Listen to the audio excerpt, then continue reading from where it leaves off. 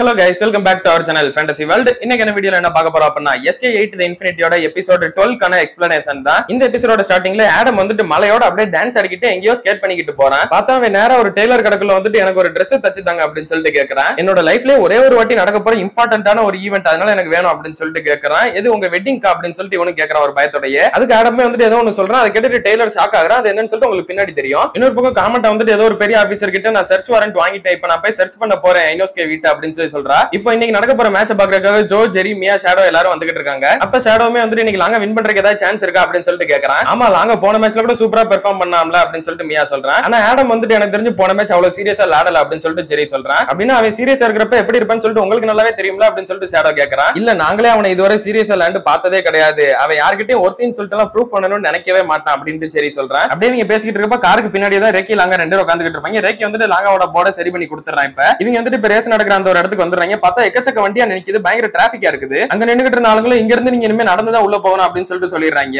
அப்ப எல்லாருமே அந்த பினிஷ் லைனை பார்த்துட்டு பயங்கரமா ஷாக் ஆயிடுறாங்க. வந்துட்டு ஒரு சில்வர் போட்டு இருக்குது, லைக் எக்ஸாக்ட்லி ஒரு கல்லறைய வச்சிருக்கான் ஆடம் வந்துட்டு பினிஷ் லைன்ல. அப்ப ஆடம் வந்துட்டு டிவில இன்னைக்கு ரேஸ் நடக்க போற இடத்த காட்டுறான். அந்த இடத்த பார்த்தாலே ரொம்ப பயங்கரமா இருக்குது, விழுந்தா மொத்தத்துக்கே சாக வேண்டியதா, அந்த லெவலுக்கு ரொம்பவே டேஞ்சரான ஒரு இடமா இருக்குது. எதுக்கு எப்போ நடக்கிற இடத்துல வைக்காம இங்க வச்சிருக்கான் அப்படின்னு சொல்லிட்டு ஷேடோ கேக்குறான். அந்த ஃபேக்டரி வந்துட்டு புயல்னால சீல் பண்ணி வச்சிருக்காங்க, அதனாலதான் அங்க ஆட முடியாதுன்னு சொல்லிட்டு இங்க மாத்தி இருக்கிறோம் அப்படின்னு சொல்லிட்டு டாடசி சொல்றேன். நாங்க ஸ்டார்டிங்ல எஸ் ரேஸ் இங்க தான் விளையாடுவோம் அப்படின்னு சொல்லிட்டு ஜெரி சொல்றான். அதுக்கு ஜோமே வந்துட்டு இது ரொம்பவே டேஞ்சரா இருக்கும், அதனாலதான் நாங்க இதை பேன் பண்ணிட்டோம் அப்படின்ட்டு சொல்றேன். இப்போ லாங்கா மட்டும் ரேஸ் நடக்கிற இடத்துக்கு அப்படியே தனியா நடந்து வந்துகிட்டு இருக்கான். ஆப்போசிட்ல பார்த்தா ஆடம் நின்னுகிட்டு இருக்கா, ரொம்பவே வினோதமான கெட்டப்ல. எல்லாருமே ஆடம் இந்த மாதிரி நாங்க பார்த்ததே இல்லையே அப்படின்னு சொல்லிட்டு பாத்துக்கிட்டு இருக்காங்க. ஆடமே லாங்காவை பார்த்துட்டு வெல்கம் ஸ்னோ, உனக்காக தான் நான் காத்துக்கிட்டு இருக்கிறேன் அப்படின்ட்டு சொல்றேன். சோ ஆடம் வந்துட்டு வெட்டிங்க்கு Dress வாங்கல, ஃபியூனரலுக்கு தான் Dress வாங்கி இருக்கிற அந்த டெய்லர் கிட்ட இருந்து. அப்ப ஆடம் வந்துட்டு அப்படியே ஒரு காயினை தூக்கி போட்டுட்டு இன்னைக்கு நம்மள தடுக்கிறதுக்கு யாருமே கிடையாது, இந்த உலகத்துல நம்ம ரெண்டு பேரும் மட்டும் தான் அப்படின்ட்டு சொல்றான். அப்படியே அந்த காயின் விழுகும்போது ரெண்டு பேரும் செம்ம ஃபாஸ்டா ஓட ஆரம்பிக்கிறாங்க. ஓடி போயிட்டு ஸ்கேட் போர்டு முன்னாடி போட்டுட்டு டிராவல் பண்ண ஆரம்பிக்கிறாங்க. ஆடம் தான் வந்துட்டு முன்னாடி போய்கிட்டு இருக்கான். அந்த இடத்துல பார்த்தோம்னா மேல ரொம்பவே பாறையா தான் இருக்குது. கொஞ்சம் மிஸ் ஆனாலும் அந்த மேல இருக்க பாறை தலையிலே தான் அடிச்சிடும். சோ ரொம்பவே கேர்ஃபுல்லாவும் போணும், ஃபாஸ்டாவும் போணும் அப்படின்ற ஒரு சிச்சுவேஷன்ல தான் இருக்கிறான் லாங்கா. என்னைய ஃபாலோ பண்ணியே வா, உன்னால என்னைய கீப் அப் பண்ண முடியும்னு சொல்லிட்டு எனக்கு நம்பிக்கை இருக்குது அப்படின்னு சொல்லிட்டு ஆடம் கூட்டு போறான் லாங்காவை.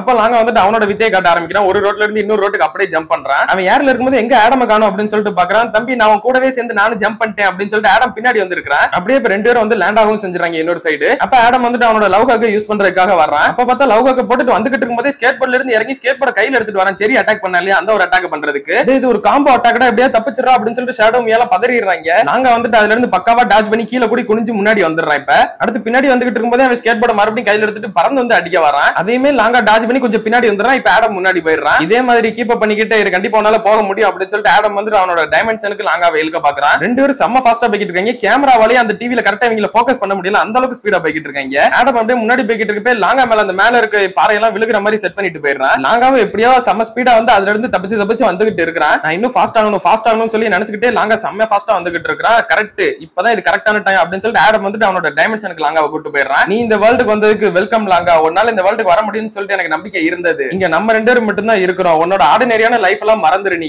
யாரோட எக்ஸ்பெக்டேஷனையும் நீ சாட்டிஸ்ஃபை பண்ணணும்னு சொல்லிட்டு அவசியமே கிடையாது, யாரோட ஆர்டரையுமே நீ ஃபாலோ பண்ணணும்னு சொல்லிட்டு அவசியமே கிடையாது. இங்க உன்னோட கமிட்மெண்ட் வந்துட்டு ஸ்கேட் பண்ணிக்கிட்டு இருக்கிற மட்டும் தான். சோ மத்த எல்லாத்தையுமே நீ மறந்துரு அப்படின்னு சொல்லிட்டு ஆடம் சொல்றான். லாங்காவுமே வந்துட்டு நான் எதுக்கு இதெல்லாம் மறக்கணும் அப்படின்னு சொல்லிட்டு எந்த ஒரு கான்சியஸ்னஸுமே இல்லாத ஒரு ஃபீல்ல இருக்கிறான். அப்ப கார்லாவுமே வந்துட்டு ஒரு புது இன்டர்வல் ரெக்கார்ட் செட் ஆயிருச்சு அப்படின்னு சொல்லிட்டு சொல்லுது. இதுக்கெல்லாம் வாய்ப்பே இல்ல, இவங்க ரெண்டு பேரும் ஜோன்ல என்டர் ஆயிட்டாங்களா அப்படின்னு சொல்லிட்டு ஜெரி சொல்றான். ஜோன்னா என்ன அப்படின்னு சொல்லிட்டு எல்லாருமே கேக்குறாங்க. நம்ம சேனல்ல குரோகனோ பாஸ்கெட்பால் பார்த்தவங்களுக்கு இது புரியும். இந்த ஒரு ரீசன்னால தான் நான் ரெண்டு அனிமேயுமே பேரலலா போட்டுக்கிட்டு இருந்தேன், அப்பதான் உங்களுக்கு நல்லா புரியும்னு சொல்லிட்டு. ஒரு அத்லெட் வந்துட்டு 100% அவங்களோட பெஸ்ட்ல இருக்கிறது, சுத்தி இருக்க எந்த ஒரு விஷயமும் அவங்களுக்கு நேரம் ஃபோக்கஸ்ல இருக்காது. அவங்களோட ஃபோக்கஸ் வந்துட்டு ரொம்பவே அதிகமா இருக்கும். சுத்தி இருக்க மத்த எல்லா விஷயமும் லைக் ஒரு டார்க்கா இருக்கிற மாதிரி தான் இருக்கும் அப்படின்னு சொல்லிட்டு ஜெரி சொல்றான். ஆடமே வந்துட்டு லாங்காவை நல்லாவே பிரெயின் வாஷ் பண்ணிடுறான். எல்லாத்தையுமே மறந்துரு, என் கூட வந்துரு அப்படின்னு சொல்லிட்டு லாங்காவை கம்ப்ளீட்டாவே கவர் பண்ணிடுறான். அப்ப லாங்கா வந்துட்டு ஒரு பாறையில தட்டி லைட்டா ஸ்லிப் ஆயிடுறான். லாங்கா இத கூட பார்க்காம ஓட்டிக்கிட்டு இருக்கான் அப்படின்னு சொல்லிட்டு ரேக்கி கேக்குறான். அவன் ஜோன்ல இருக்கிறது தான் இதுக்கான காரணம். அவன் எப்ப ஜோனை விட்டு வெளியே வரானோ அப்பதான் அவனுக்கு நல்லது, இல்ல இது அவனுக்கு ஒரு சூசைட் மாதிரி தான் அப்படின்ட்டு ஜெரி சொல்றான். அவன் எப்ப நார்மல் ஆவான் அப்படின்னு சொல்லிட்டு ரேக்கி கேக்குறான். எனக்கு தெரியல, நான் இது வரைக்கும் அந்த ஸ்டேட்டுக்கு போனதே கிடையாது அப்படின்னு சொல்லிட்டு ஜெரி சொல்றான். அப்ப லாங்கா வந்துட்டு சுத்தி இருக்க எல்லாமே கம்ப்ளீட்டா ஒயிட்டாவே தெரியுது. அவனுக்கு சுத்தமா எந்த ஒரு ஃபீலுமே இல்ல, எனக்கு எந்த ஒரு ஃபீலுமே இல்ல, இது வந்துட்டு எனக்கு ஏற்கனவே நடந்த மாதிரி தான் இருக்குது அப்படின்னு சொல்லிட்டு அவங்க அப்பா இறந்த டைம் அப்பா இப்ப இருந்தாலும் அதே மாதிரி தான் இப்ப இருக்கிற மாதிரி ஃபீல் பண்றான். இதெல்லாம் நினைச்சுக்கிட்டே லாங்கா அப்படியே போய்கிட்டு இருக்கும்போது ஒரு பிரிட்ஜ் மணி ஒன்னு வருது. அதுல ஆடம் கிராஸ் பண்ணி போயிடுறான். லாங்கா போகும்போது அது வந்துட்டு உடைஞ்சிருது. ரேக்கில ரொம்பவே பயந்து போய் லாங்கா அப்படின்னு சொல்லிட்டு கத்த ஆரம்பிச்சிடுறான். லாங்கா அப்படியே கீழே விழும்போது கூட பெருசா எந்த ஒரு கான்சியஸுமே இல்லாத மாதிரி நான் விழ போறேனா அப்படின்னா நான் சாக போறேனா அப்படின்னு சொல்லிட்டு நினைச்சுக்கிட்டு இருக்கான். அப்ப அவன் முகத்துல இருந்த நிழல் அப்படியே மறைஞ்சு போய் வெளிச்சம் வருது. என்னடான்னு பார்த்தா மேல ஸ்கேட் போர்டு பறந்து வந்துகிட்டு இருக்குது. அதுலயுமே இந்த ஸ்கேட் போர்ட்ல ஃபன் அப்படின்னு சொல்லிட்டு ஒரு வார்த்தையுமே எழுதி இருக்குது. லாங்கா அதை பார்த்ததுக்கு அப்புறம் தான் ஒரு கான்சியஸ்க்கே வரான். அதை பார்த்ததுக்கு அப்புறமா தான் ஆமா அது கரெக்ட் தான். ஸ்கேட்டிங்ன்றது ஒரு ஃபன் அப்படின்னு சொல்லிட்டு ஸ்கேட் போர்ட கரெக்டா பிடிச்சிட்டு இப்ப ஸ்கேட் பண்ண ஆரம்பிக்கிறான். அப்படியே இப்ப லாங்கா வந்துட்டு ஜோன்ல இருந்து வெளியே வந்துட்டு அந்த இறக்கத்துல செம்ம ஃபாஸ்டா வந்துகிட்டு இருக்கான். அவனுக்கு முன்னாடி அவங்க அப்பா போற மாதிரி தெரியுது. அவங்க அப்பா அப்படியே லாங்காவை பார்த்துட்டு உனக்கு இது ஜாலியா இருக்குதா, நல்லா ஃபன்னா இருக்குதா அப்படின்னு சொல்லிட்டு கேட்கற மாதிரி இருக்குது. ஆமா அப்பா, எனக்கு இது ரொம்பவே சந்தோஷமா இருக்கு அப்படின்னு சொல்லிட்டு லாங்கா மறுபடியும் இப்ப அப்படியே ஸ்கேட் பண்ண ஆரம்பிக்கிறான். அப்ப ஆடம் அப்படியே ஜோன்ல இருந்து பின்னாடி திரும்பி பாக்குறப்ப லாங்கா நீ எங்க காணாம போயிட்ட, கடைசியில இப்படி நீயுமே என்னை விட்டுட்டு மறைஞ்சு போயிட்டியா அப்படின்னு சொல்லிட்டு லாங்கா அப்படின்னு அவனும் கத்திக்கிட்டு இருக்கான். ஆடம் அப்படியே ரொம்பவே அப்செட் ஆயிட்டு எல்லாமே பொய் தான், ஈவ் வந்துட்டு உண்மையிலே பிறக்கவே இல்ல, ஜஸ்ட் இது எம்டியா மட்டும் தான் இருக்குது, என் சைடு யாருமே கிடையாது, நான் வந்துட்டு தனியா தான் இருக்கிறேன் அப்படின்னு சொல்லிட்டு ஆடம் ரொம்பவே ஃபீல் பண்றான். அப்போ லாங்கா வந்துட்டு ஆடமோட கையை பிடிச்சிட்டு இதுல ஒரு ஃபன்னே கிடையாது அப்படின்னு சொல்லிட்டு அவனை ஜோன்ல இருந்து வெளியே எடுத்துறான். என்ன தைரியம் இருந்தா நீ அந்த உலகத்துல இருந்து இப்படி வெளியே எடுத்திருப்ப அப்படின்னு சொல்லிட்டு ஆடம் கத்துறான். நான் உனக்கு ஸ்கேட்டிங் எந்த அளவுக்கு ஃபன்னா இருக்குன்னு சொல்லிட்டு கத்துதாரேன் பாரு அப்படின்னு சொல்லிட்டு லாங்கா சொல்றான். ஸ்கேட்டிங்ன்றது ரொம்பவே ஃபன்னா இருக்கும், ஏன் அப்படின்னா உன் ஃப்ரெண்ட்ஸோட சேர்ந்து நீ அதை பண்ணுவ அப்படின்னு சொல்லிட்டு லாங்கா சொல்றான். ஃப்ரெண்ட்ஸா, ஃப்ரெண்ட்ஸ் எல்லாம் வந்துட்டு என்னைக்காவது உனக்கு துரோகம் பண்றதுக்கு தான், நீ பெஸ்டே இல்லாத யாரோ ஒருத்தரை நம்பணும்னு சொல்லிட்டு ஆசைப்படுற, ஏன்னா நீ ஒரு குழந்தை அப்படின்னு சொல்லிட்டு ஆடம் சொல்றான். அப்படியா, அப்ப நீ தானே குழந்தை, நீ தானே ஆசை வச்சிருக்கிற, எனக்கெல்லாம் எந்த ஆசையும் இருந்ததே இல்ல, நானாவே தனியாவே ஸ்கேட் பண்ணிக்கிடுவேன் அப்படின்னு சொல்லிட்டு ஆடம் சொல்றேன். அப்புறம் எதுக்கு உனைய என் கூட சேர்ந்து இழுத்துட்டு போகணும்னு சொல்லிட்டு ஆசைப்பட்ட, உனக்கு டயர்டா இருந்து போர் அடிச்சிருச்சு அதனாலதான் என்னைய கூப்பிட்டு அப்படின்னு சொல்லிட்டு சொல்றான். நீ வாயை மூடு அப்படின்னு சொல்லிட்டு ஆடம் ஒரு கோவத்தோட லாங்கா அடிக்க வந்துடுறான். லாங்கா வந்து அதை தடுத்துட்டு இந்த பக்கம் வந்துடுறான். நீ என்னை கன்ஃபியூஸ் பண்ண நினைக்காத, நீங்க யாருமே என்னோட ஃபீலிங்ஸ் புரிஞ்சுக்கவே மாட்டீங்க அப்படின்னு சொல்லிட்டு ஆடம் சொல்றான். அப்படியே அவன் ஒரு கயிறை பிடிச்சிட்டு கீழே சைடு போயிட்டு அப்படியே மறுபடியும் லாங்காக்கு முன்னாடி வரான். இப்ப சரி வாடா மோதி பாத்துக்கலாம் அப்படின்னு சொல்லிட்டு லாங்காவை ரெடி ஆயிடுறான். அவன் கையில ஸ்கேட் போர்ட் வச்சுட்டு அடிக்க வரான். லாங்கா வந்துட்டு பறந்துகிட்டு அவன் கால்ல வச்சு அதை டாச் பண்றான். ரெண்டு பேருமே அப்படியே மாறி மாறி பறந்து வந்து அடிச்சதுல ரெண்டு பேரும் அப்படியே படுத்துறாங்க.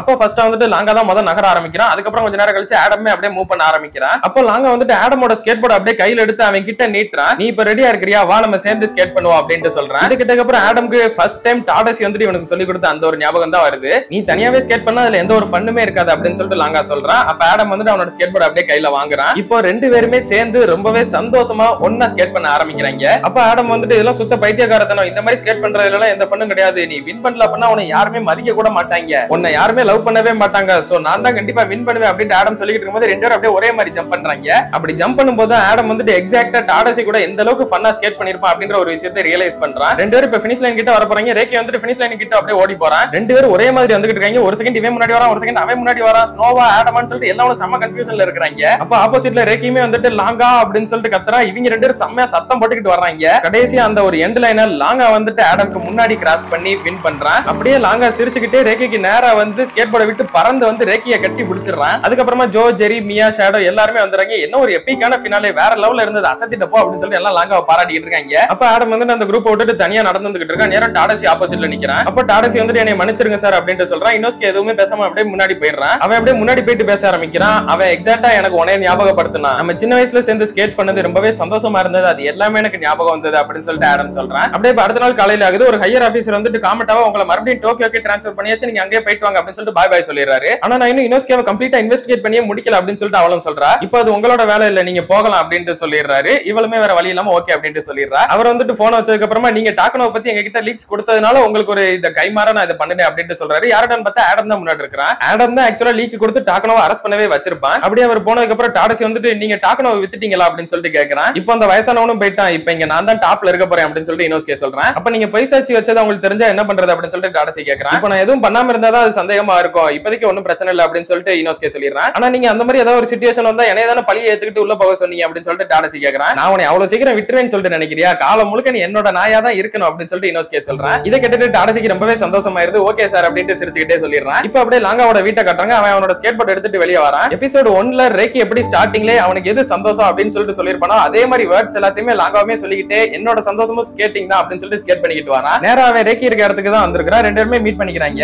அப்ப ரேக்கியுமே வந்துட்டு சரி இப்போ நம்மளோட ப்ராமிஸை ஃபுல்ஃபில் பண்ணிடலாம் அப்படின்ட்டு சொல்றான். ஆமா இப்போ நம்ம ஃபைனல் ரேஸ் ஆரம்பிக்கலாம் அப்படின்னு சொல்லிட்டு லாங்கா சொல்றான். எனக்காக நீ ஈஸியா விளையாடாத பாத்துக்கோ அப்படின்னு சொல்லிட்டு ரேக்கி சொல்றான். இப்போ ரெண்டு பேருமே ஃபைனல் ரேஸ்க்கு ஸ்டார்ட் ஆகுறாங்க. அப்படியே கட் பண்ணி இதோட இந்த ஒரு எபிசோடையுமே முடிக்கிறாங்க. And obviously SK8 The Infinity அப்படின்ற அனிமே வந்துட்டு இதோட கம்ப்ளீட்டா முடியுது. இந்த அனிமே உங்களுக்கு பிடிச்சிருந்ததா இல்லையா அண்ட் என்னோட வாய்ஸ் ஓவர் நல்லா இருந்ததா இல்லையான்றத மறக்காம எல்லாரும் கமெண்ட்ல சொல்லிட்டு போயிருங்க. அப்புறம் உங்க எல்லாருக்குமே ஒரே ஒரு விஷயம் மட்டும் மைண்ட்ல ஓடுன்னு சொல்லிட்டு நினைக்கிறேன். எதுக்கு அந்த காமடா கேரக்டர் இருக்குது இந்த அனிமேல ஃபர்ஸ்ட்ன்ட்டு, ஏன்னா அது வந்துட்டு வேற கேஸை இன்வெஸ்டிகேட் பண்ணிக்கிட்டு இருக்கு. அதுக்கும் இந்த கதைக்கு எந்த ஒரு சம்பந்தமே கிடையாது. அது எனக்குமே ரொம்ப தோணுன ஒரு விஷயம். அதை வந்துட்டு நம்ம செகண்ட் சேனல்ல நான் இனிமே டீடைலா பேசுறேன். சிம்பிளா சொல்லணும்னா உளுந்த வடையில இருக்கும் மோட்டையால் என்ன பையன், அதே மாதிரி தான் அந்த காமடா கேரக்டர், ஒரு பையனும் கிடையாது. நான் அந்த கேரக்டர் அப்படியே கம்ப்ளீட்டா ஸ்கிப் பண்ணிட்டு தான் வாய்ஸ் ஓவர் பண்ணலாம்னு சொல்லிட்டு நினைச்சேன். பட் இருந்தாலும் அனிமேல இருக்கு ஒரு பேச்சுக்கு ஆட் பண்ணிக்கலாம் அப்படின்னு சொல்லிட்டு தான் சும்மா ஆட் பண்ணி வச்சேன். நீங்க பெருசா அந்த கேரக்டர் கண்டுக்க வேணாம். அதை தவிர்த்து ஓவரால் இந்த SK8 Infinityக்கான கதை எப்படி இருந்ததுன்றதையும் மறக்காம கமெண்ட்ல சொல்லிட்டு போயிருங்க. அப்படி இந்த எபிசோட் பிடிச்சிருந்தா மறக்காம ஒரு லைக்கையும் போட்டு போயிருங்க. நான் உங்களை இன்னொரு நல்ல அனிமையோட வந்து சந்திக்கிறேன். Bye guys.